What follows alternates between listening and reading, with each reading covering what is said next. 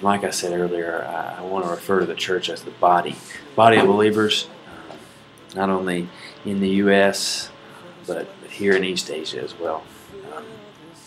The body is 100% of our support. 100% of the support of every believer that has been sent out to bear the name of Christ. The body supports him in 100%. From the time he became a member of a local church, his discipleship there, through his parents' discipleship, his or her parents' discipleship, through prayer, through biblical training, every aspect of who we are in this place and what we do in this place is supported through the church.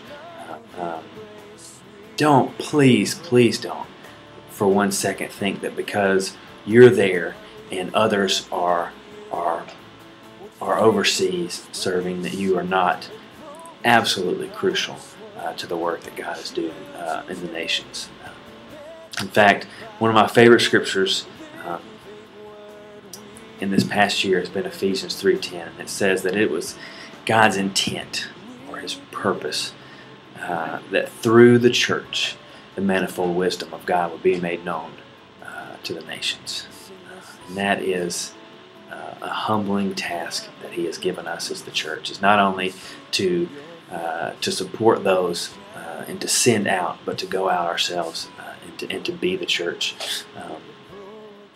And so just a few ways that the church is crucial to what we're doing is obviously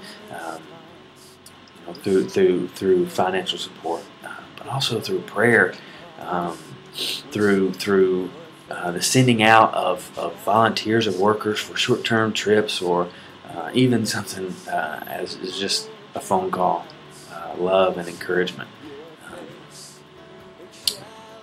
And without those things, without that support in every way possible, it would be almost an overwhelming task to do what we do here in the nations. Just some examples of that I want to share with you. In fact, Zach is one of them. Maybe a few months ago, I was having some rough times as far as the lack of fellowship and just being lonely and being overwhelmed with that, and feeling that I had no support. I came home and signed on to my email, and Zach had sent me a message, and it just kind of described that as he was worshiping that morning, he just really felt the Spirit lead him to pray specifically for me. And he said, "Begin to pray for me and my encouragement and just my joy in the Father." And he said that in that moment it felt like that he could look beside him and see me standing there worshiping with him. And he just said he felt a unity in that moment. And just that message, just that story of the Spirit not only interceding on my behalf for the sake of Christ, but also leading Zach to intercede on my behalf for the sake of Christ. It was overwhelming, and it was an incredible moment of encouragement for me. And similar, I was in the mountains, and it was about 3 a.m. and I was dropping off some packets, some literature, some Bibles, and some tracts, and some Jesus films that we send out as part of our gospel packets. And obviously, the nature of the packets, I didn't need to be seen. So that's why it was 3 a.m. and it was so dark. It was incredibly dark.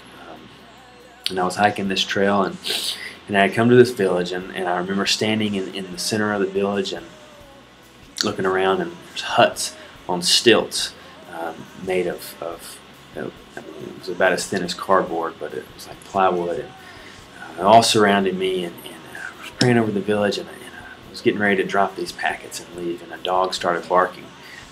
Obviously, you can imagine it would not have been a good thing if this strong mountain man had come out of his hut and seen not only a person standing in his village, but a foreigner, and wondering, "On the world, I'm there." And I just began to pray that the dog would that the Lord would either close the mouth of the dog or make the villagers deaf.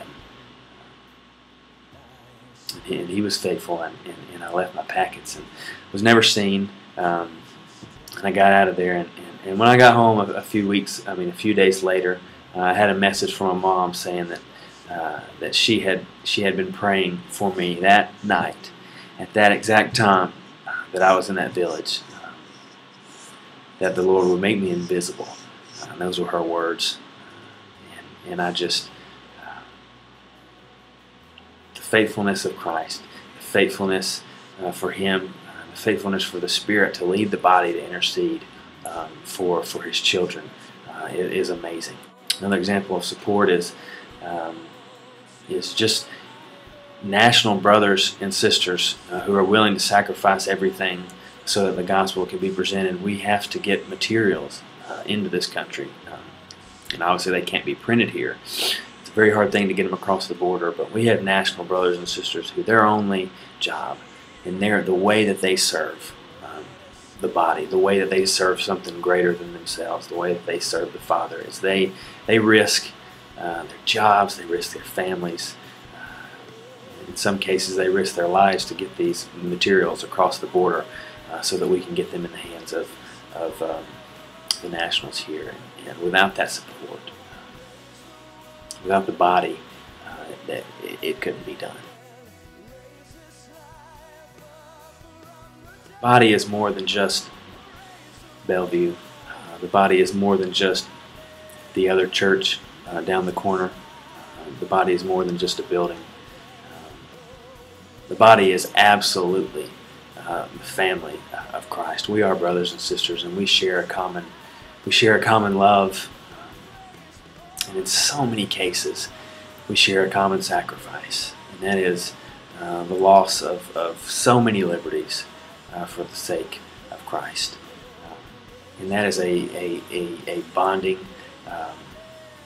That is a bonding thing. That is something that we can be proud that we are united for the sake of Christ. Church is the complement of Christ. We are the body and He is the head.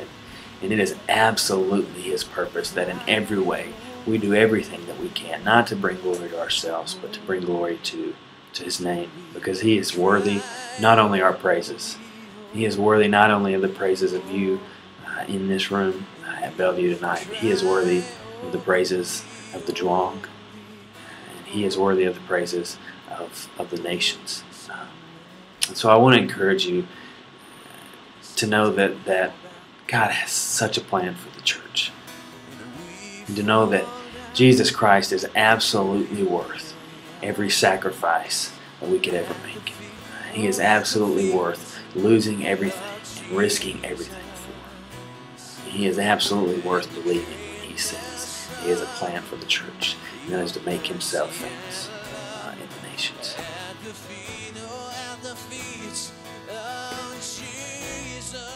So, my name is Dan Aran, and I'm humbly part of something greater than myself.